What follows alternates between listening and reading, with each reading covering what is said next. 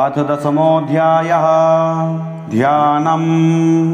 ॐ उत्तप्तो हेमरुचिरां रविचन्द्रवहनी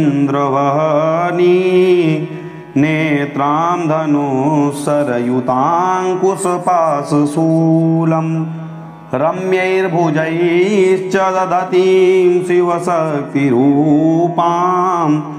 कामेश्वरीं हृदि भजामि धृतेन्दुलेखाम्।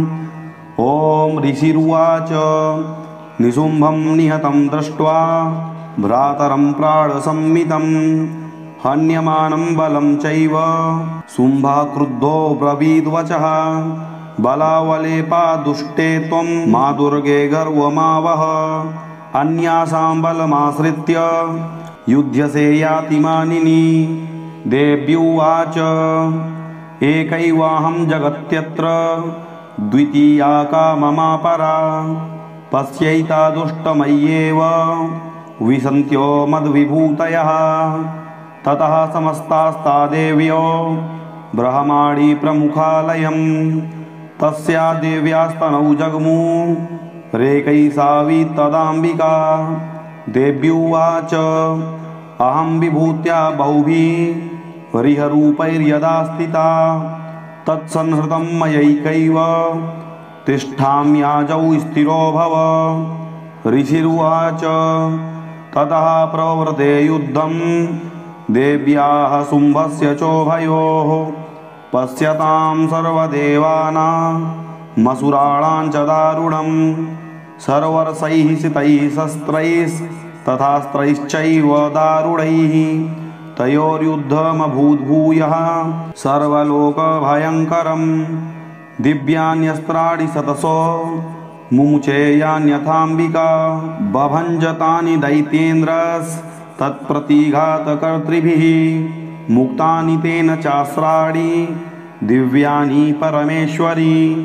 बभञ्जलीलयैवोग्र हुङ्कारोच्चारणादिभिः ततः सरसतैर्देवी माच्छादयतसोऽसुरः सापि तत्कुपिता देवी धनुश्चिच्छेदचेषुभिः छिन्ये धनुषि दैत्येन्द्रस्ततः शक्तिमथा ददे चिच्छेद देवी चक्रेण तामप्यस्य करे स्थितां ततः खड्गमुपादाय शतचन्द्रं च भानुमत अभ्यधावत्तदा देवीं दैत्यानामधिपेश्वरः तस्या पतत एवासु खड्गं चिच्छेदचण्डिका धनुर्मुक्तैः सितैर्बाणैश्चर्मचार्ककरामलं हता स्वः सा तदा दैत्यश्छिन्नधन्वा विसारथिः जग्राहमुद्गरं घोरमम्बिका निधनोद्यतः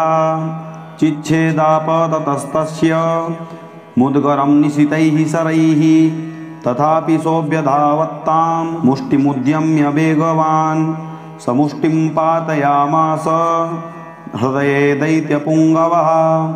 देव्यास्तं चापि सा देवी तलेनोरस्य ताडयत् तलप्रहाराभिहतो निपपात महीतले स दैत्यराजः सहसा पुनरेव तथोत्थितः उत्पत्य च प्रगृह्यो चैर्देवीं गगनमास्थितः तत्रापि सा निराधारा युयुधे तेन चण्डिका नियुद्धं खेतदा दैत्यश्चण्डिका च परस्परं चक्रतुः प्रथमं सिद्ध मुनिविस्मयकारकं ततो नियुद्धं सुचिरं कृत्वा तेनाम्बिका सह उत्पात्य भ्रामयामास चिक्षेपधरणीतले सक्षिप्तो धरणीं प्राप्य मुष्टिमुद्यम्य वेगितः अभ्यधावत् दुष्टात्मा चण्डिका निधनेच्छया तमायान्तं ततो देवी